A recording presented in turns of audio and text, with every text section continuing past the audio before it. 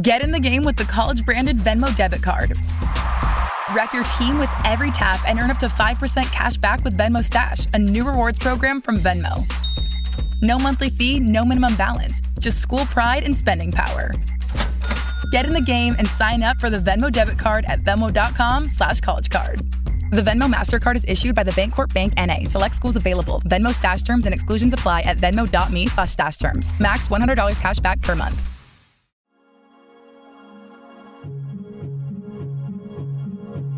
For the News and Observer and the NC Insider, I'm Luciana Pérez Uribe Guinassi, your host for the episode of Under the Dome this Monday, August 22nd, 2022. Today we're going to talk about the 20-week abortion ban that was just reinstated by a federal judge last Wednesday. First, I want to provide a little bit of context. This rule first became a law decades ago, but wasn't enforceable because of the definition of fatal viability outlined in Roe v. Wade. Of course, Roe v. Wade was overturned in the Dobbs case 2 months ago, now in June, which changed things up. After the Dobbs ruling, a North Carolina Middle District federal judge looked into the law again and ruled that the ban was now enforceable. So what does this all mean? This means abortions are still legal up to 20 weeks, but there are certain exceptions to the abortion laws more broadly in the state. The most interesting exceptions include those for medical emergencies. These are limited to life-threatening and high-risk situations. It also excludes people at risk of self-harm or suicide. The definition of medical emergency used to be a lot broader, but the Republican-controlled legislature narrowed it down to this definition in 2015. Another interesting exception is that people who want an abortion before the 20-week mark in their pregnancy are required to get state-mandated counseling 3 days before that abortion, which isn't entirely new. There are also no exceptions for survivors of rape or incest. And it's important to note that medical insurance coverage for rape and incest abortions is highly limited in the state already. After an article I posted Thursday on the ban, I got a follow-up email from Molly Rivera. She's the communications director for Planned Parenthood South Atlantic, and she shared another interesting exception, saying, and this is a quote, "The law does not include an exception for a patient with a wanted pregnancy who receives the devastating diagnosis that the fetus will not survive after birth. For example," she said, "even when confronted with a prenatal diagnosis certain to lead to an early painful death for their baby, such as Tay-Sachs disease or anencephaly, parents would not have the option to end the pregnancy. They would be forced to travel out of state to get an abortion from a doctor who presumably they've never met before, or carry the pregnancy to term." Again, those are the words of Molly Rivera from Planned Parenthood South Atlantic. A big unknown is also how this ban will be enforced. Enforcement ultimately lies at the hands of district attorneys, but some have expressed that they don't intend to enforce it. For example, the district attorney who wrote the defense of the federal lawsuit wrote they had, and this is a quote, "no intention to exercise that enforcement authority." Looking into the future, whether new abortion laws will be passed will depend on, like many other issues, who has control of the legislature. Currently, Republicans hold the majority in both chambers of the NCGA. Whether they can pass abortion laws in the future sessions depends on if they get enough votes on this. Republican leaders, House Speaker Tim Moore and Senate Leader Phil Berger have told many of us on the NC poll team that they are interested in enacting future abortion laws. Meanwhile, Democrats in the state have largely expressed a desire to protect abortion rights. Governor Roy Cooper, who we know is a Democrat, holds veto power.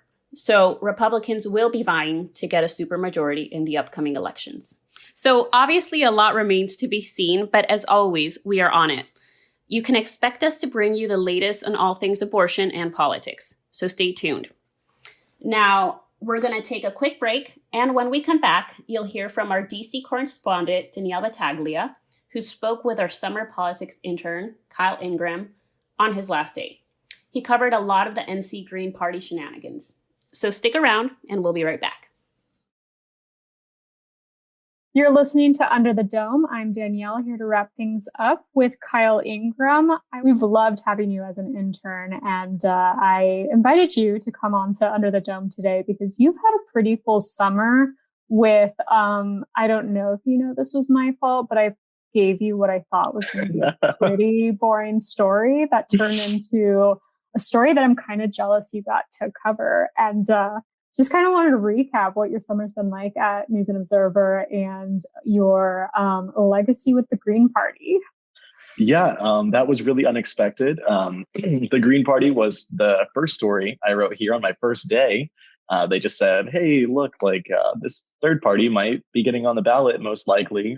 So that's just like a fun little quirky aside that you can work on. And that has turned into a months-long legal battle with national implications in a very convoluted scheme of lawsuits and outside campaigns that I did not expect. So take me through it. So what has gone on with the Green Party? What should we know? Right. So the Green Party lost their ballot access in 2021 because their national candidates did not turn out enough votes. So that meant they had to organize a petition drive in order to get back on the ballot and be recognized as an official party. So they spent a long time gathering signatures to be on this petition. And once they turned them all in and were waiting, the State Board of Investigations was alerted to some irregularities by different county boards, signatures that appeared to be different from the handwriting throughout the pages, signatures repeated, things like that. So that was all happening while the Democratic groups, such as the Democratic Senatorial Campaign Committee and the Elias Group, which is a high-power Democratic law firm, were also contacting the State Board of Elections with all of these problems that they had seen and that they did not want the Green Party to be on the ballot. The DSCC contacted people who had signed the Green Party's petition, asking them to remove their signatures, saying that it would hurt Democrats in the election. And so all of this sort of convened in this big State Board of Elections meeting that happened at the end of June, right before the candidate filing deadline of July 1st to get any new candidates on the ballot. And the board voted along party lines to deny certification to the Green Party, 3-2, with the Democrats voting against.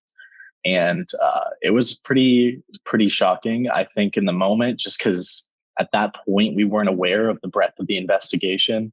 It was sort of coming out of nowhere, all of these claims of fraud. I think the Green Party themselves were quite shocked by that decision. And it seemed to pretty significantly cement the fact that they would not be on the ballot. Of course, as we know now, they've somehow overcome that. They sued in federal court against the State Board of Elections, arguing that this decision had violated their First Amendment and due process rights, that they weren't allowed to argue against these claims of fraud, that they were being denied the opportunity to represent themselves in the political system. And during that time, the State Board was continuing to conduct its investigation. And without us expecting this, they came out and said that they were going to have another meeting where they considered recognition of the North Carolina Green Party. And so, we had no idea what to expect from that. But going into it, they let the public know that they had asked all of the county boards to conduct a signature matching process, going back through the Green Party's petition signatures, matching them up with what's already in their databases. And they said that they found that after doing so, the Green Party still had more than enough valid signatures to qualify for ballot access. So with that being said, they voted unanimously in favor of certification, reversing their own decision from the end of June. But of course, that wasn't the end of the story, because as we said, that July 1st candidate filing deadline had already passed. So at that point, the only way for them to get on the ballot was from either action from the state legislature or from a court. So that's when their federal lawsuit came into effect. So, of course, part of their complaint was now moot because they had been certified, but they still weren't going to be on the ballot. So they met with the judge. Everything got a little bit altered. And the judge eventually came out with an order that the deadline be extended for the Green Party so that they could file and be included on the ballot. Seemed to be the end of it. They celebrated. The Democrats appealed this order to the Fourth Circuit Court of Appeals. And yesterday, the court came out with a denial of their motion for emergency stay. So they said that they will keep the lower court's ruling. They will allow the deadline to be extended. And because today was the day that the ballot printing process begins with the State Board of Elections, it seems, and I am very hesitant to say this given everything that's happened this summer, but it seems like this may be the final say in the matter. And they will likely include the two Green Party candidates on the ballots, which would be Matthew Hoh for U.S. Senate and Michael Trudeau for State Senate District 16. How bummed are you going to be if this isn't the final? At that point, it is no longer on me. Today is my last day, but I'm sure everyone is very capable of covering that. We appreciate that. I don't know who's going to pick it up because I handed it to you and you ran with it so thoroughly and so much more in depth than we ever expected. It's been interesting. It's been an interesting summer and great to watch you just take that on the way you have. Well, thank you. I mean, it's been fascinating. And I did not see it going as far as it did. I don't think the Green Party is something that very often enters, especially North Carolina political discourse or political reporting, but they certainly made themselves newsworthy and they really refused to take a defeat here. So I want to talk about you now, which you didn't see coming. So you're a student, right? Yeah, I'm going into my senior year at UNC Chapel Hill. And what is your dream job? What do you want to do? My dream job would be pretty close to what you're doing right now, Danielle. I'd like to be a congressional reporter in DC. So you're coming for my job? I am. I'm angling for it. I mean, okay. I've actually said to people up here that when you graduate, we should find you a job up here. So that's good to hear. Thank you. I'm looking for holes for you to fill. So, what made you passionate about journalism? So growing up, when I was in like elementary and middle school, I just read all the time fiction books. So for a long time, I thought I just wanted to be a fiction writer. And when I was 14, I was a freshman in high school. I did the National Novel Writing Month Challenge, NaNoWriMo. And it's like you have to write 50,000 words of a novel in 1 month. So I did that and I wrote 50,000 words of a mystery novel and it was just awful. It was so bad. But after that, my high school didn't have a creative writing class. We had a journalism class. And my journalism teacher was just a really amazing and encouraging woman. And doing that sort of writing, I felt that I was a lot better at and was more exciting than doing fiction. And I just pursued it ever since. I wanted to ask you a few more questions. So do you have any tips for students looking to go into journalism? What's your thoughts on that? Wow. I know. I mean, I think I, like every other student getting involved in journalism, got my start at my campus's newspaper, the Daily Tar Heel. There's no substitute for experience and for just like throwing yourself into it. And I think that I loved my journalism education and my classes and my school. Nothing beats doing the real thing. So I think just getting your foot in the door wherever you can is the best thing you can do. This wasn't your first internship, was it? No, last summer I interned at NC Policy Watch, where I covered state politics, but mostly higher education.